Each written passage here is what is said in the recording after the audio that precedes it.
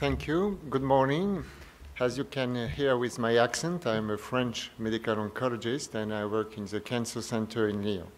And on the behalf of the ROVEL investigators, it is my pleasure today to present the results of the ROVEL study, assessing the impact of the addition of ramucirumab, a VEGFR2 antibody, to the standard second-line treatment with docetaxel for patients with advanced non-small cell lung cancer. Before speaking about the study results, let me put the trial into the context of the treatment of advanced non-small cell lung cancer. Despite the advances done in the field of personalized medicine, oncogenesis arising from a single genetic abnormality, a targetable abnormality, still affects a minority of patients with lung cancer. And the majority of patients cannot still benefit from targeted therapy. And for these patients, the treatment remains built around the chemotherapy. Another point is that all patients will develop disease progression during or after the first-line treatment, and therefore most of them will be eligible for a second-line treatment. Only 3 agents, docetaxel, pemetrexed, and erlotinib, are approved for second-line therapy of lung cancer. But the outcome of patients with single-agent second-line therapy remains poor, with a median survival of 7 to 9 months only.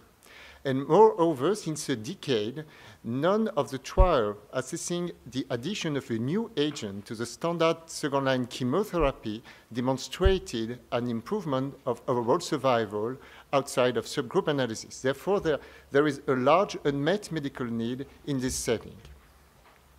Before getting into the study results more in detail, let's see how ramucirumab works. Ramucirumab is a monoclonal antibody, and it targets the VEGF-VEGFR axis that is the main angiogenic pathway for a tumor to sustain angiogenesis. Ramucirumab binds specifically to the extracellular domain of the VEGFR2 on endothelial cell, and therefore it prevents the activation of the receptor by all the VEGF ligands. And this explains its ability to inhibit the formation of new blood vessels and the tumor growth.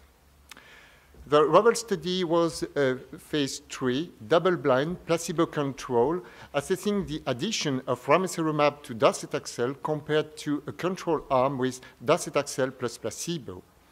Included patient has stage 4 disease with a disease progression during or after the first-line treatment.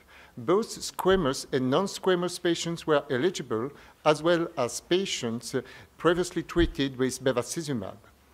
The primary objective was to demonstrate an improvement of overall survival, and that explained it was a very large study, including more than 1,200 patients. What are the key findings of the study? First, the ROVEL study met its primary endpoint by demonstrating an improvement of overall survival with a median survival of 10.5 months for the ramucirumab arm compared to 9.1 months for the control arm, and the hazard ratio was 0.857. Moreover, the addition of ramucirumab to docetaxel also improved the progression-free survival with a median from 3 months in the control arm to 4.5 months in the ramucirumab arm, and an hazard ratio of 0.76. And the magnitude of benefit was consistent across the majority of subgroups, including non-squamous and squamous carcinoma.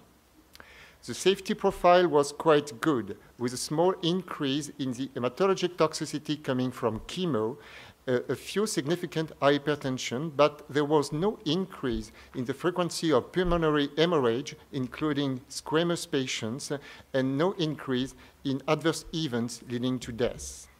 You can see here the overall survival and the PFS curves, and you will note that the curves separated early, but more importantly, they remained separated during all the observation period.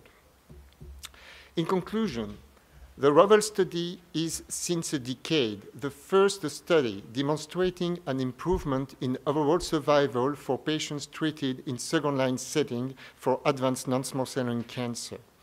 The subgroup analysis showed that the overall survival benefit was consistent across the majority of subgroups, including histology.